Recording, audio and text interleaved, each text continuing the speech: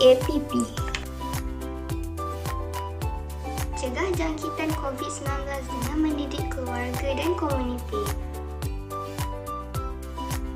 Amalkan 3W yang baik untuk melindungi diri daripada jangkitan. Patuhi SOP dan arahan yang ditetapkan oleh pihak berkuasa. Pantau kesihatan diri untuk memastikan anda tidak bergejala sebelum memasuki tempat awam.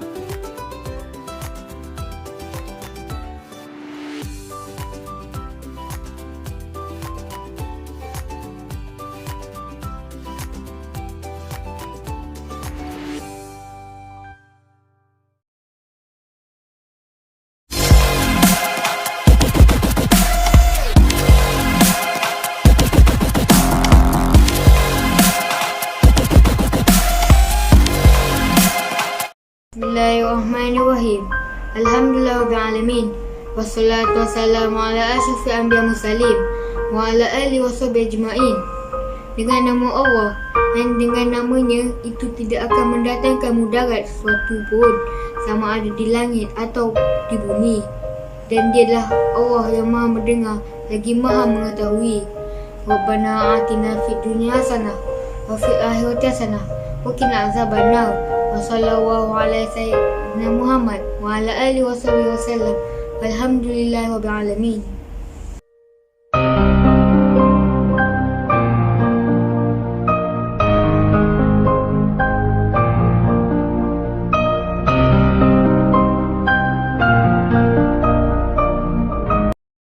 Kementerian Kesihatan Malaysia KKM ingin maklumkan status skreening COVID-19 di Malaysia sehingga 2 April 2001. Kes sembuh 1442 kes, 332,443 kes kumulatif. Kes baru 1,254 kes, 347,972 kes kumulatif. Kes import 26 kes. Kes tempatan 1,268 kes. Kes aktif 14,246 kes. Kes yang memerlukan rawatan junior rawatan rapi ICU 168 kes. Kes memerlukan bantuan pernafasan 78 kes dan kes kematian 5 kes. Selangor melaporkan kes harian baru tertinggi iaitu sebanyak 455 kes. Daripada jumlah ini, sebanyak 375 kes adalah daripada kes-kes dan serangan kontak rapat COVID-19 yang aktif dijalankan di lapangan. Ini diketuai oleh Sarawak sebanyak 217 kes dan Pulau Pinang sebanyak 139 kes. Sebanyak 22 kes yang dilaporkan pula adalah berkaitan kluster di penjara dan membabitkan kluster tembok Pengkalan Cepar, kluster penjara Jalan Harapan, kluster tembok Mempaga dan kluster tembok Muhasabah. Dapat 5 kes kematian pada hari ini yang melibatkan 2 kes Sarawak serta masing-masing 1 kes di Johor, Pulau Pinang dan Sabah. Semua kes kematian melibatkan orang negara. KKM mengucapkan taziah kepada semua keluarga mereka. Berikut adalah maklumat terkini berkaitan klasi-klasi di Malaysia sehingga 2 April 2021. Jumlah klasi 1,388 klasi, jumlah klasi baru 10 klasi, jumlah klasi yang telah tamat 1,025 klasi. Termasuk 9 klasi yang tamat pada hari ini iaitu klasi penjara Subang Perai, klasi Daman Pelangi, klasi teknologi berendam, klasi Jalan Pasar Borong KL2, klasi Jalan Jasmin, klasi Jalan 4, klasi Jalan Desain Kedamai, klasi Subang 3 dan klasi Persaingan Alam. Jumlah klasi aktif 363 klasi. Jumlah klasi dengan pertumbuhan kes baru pada hari ini 57 klasi. Klasi dengan pertumbuhan kes baru tertinggi pada hari ini adalah klasi tempat bina persiaran Persia 76 kes, klasi tempat bina Sansuria 55 kes dan klasi persiaran Kasia Selatan 55 kes. KM juga ingin maklumkan terdapat sebuah kasus baru yang telah dikenalpasti pada hari ini yang melibatkan 7 kes tempat kerja, 2 kes komuniti dan 1 kes tempat kumpulan bersikup tinggi. Pencarian 10 kes baru telah dikenalpasti pada hari ini. Ini kluster Banjaran Gading. Kes tempat kerja ini melibatkan daerah Kota Kinabalu, Sabah. Kes induk berkas ini dilaporkan positif COVID-19 pada 2 April 2001. Asal ingin berjala. Kes ini melibatkan pelajar-pelajar sebuah pusat pendidikan yang terletak di Jalan Banjaran, Kota Kinabalu.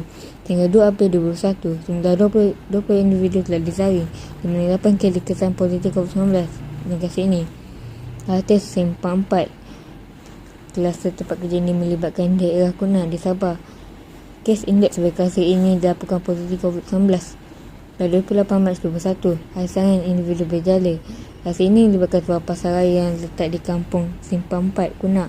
Sehingga 2 April 2021, sejumlah 100 individu telah disaring, di mana 11 kesan positif COVID-19 dari kasus ini. Hasil jalan taat. Kasus sepak kecil ini melibatkan daerah Johor Bahru di Johor. Kes indeks berkasar ini dilaporkan positif COVID-19 pada 1 April 2021. Hasil sangat individu berjala. Hasil ini melibatkan sebuah pusat pentadbiran awam yang terletak di Jalan Taat, off Jalan Tirazak, Johor Bahru. Sehingga 2 April 2021, semula 30 individu telah disaring, di mana 9 kes dikesan positif COVID-19 dalam kasus ini. Kelasa wakaf Cahgak. Kasus bekerja ini melibatkan daerah Kulai Nurus di Kuala Terengganu di Terengganu. Kes indeks berkas ini dilaporkan positif COVID-19 pada 20 Mac 2021. Hasil saringan individu berjala.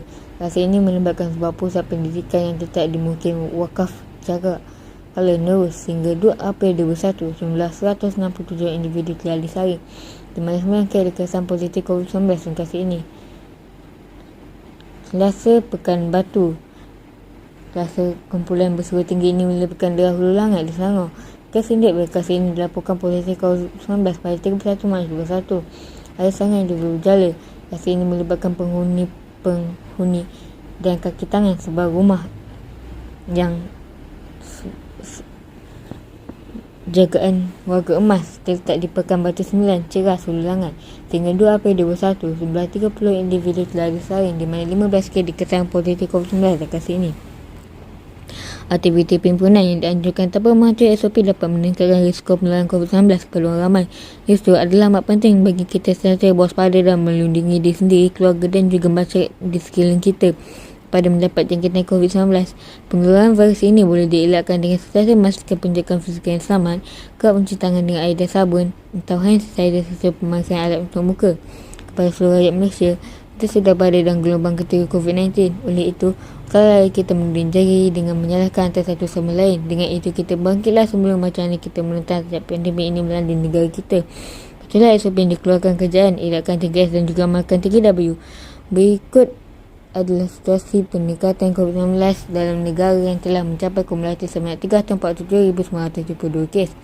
Masyarakat dinasihatkan untuk lebih berwaspada dan berhati-hati dan mengurangkan risiko penularan jangkitan COVID-19. Kepatuhan rakyat terhadap SOP kunci utama bagi membendung COVID-19. Selepas PKP2 dijalankan, kes terkini menunjukkan penularan seperti yang dijangkakan. Namun, kepatuhan setiap individu dan komuniti terhadap SOP adalah kunci utama memutuskan rantai jangkitan COVID-19. Ini sahaja untuk berita pendek hari ini.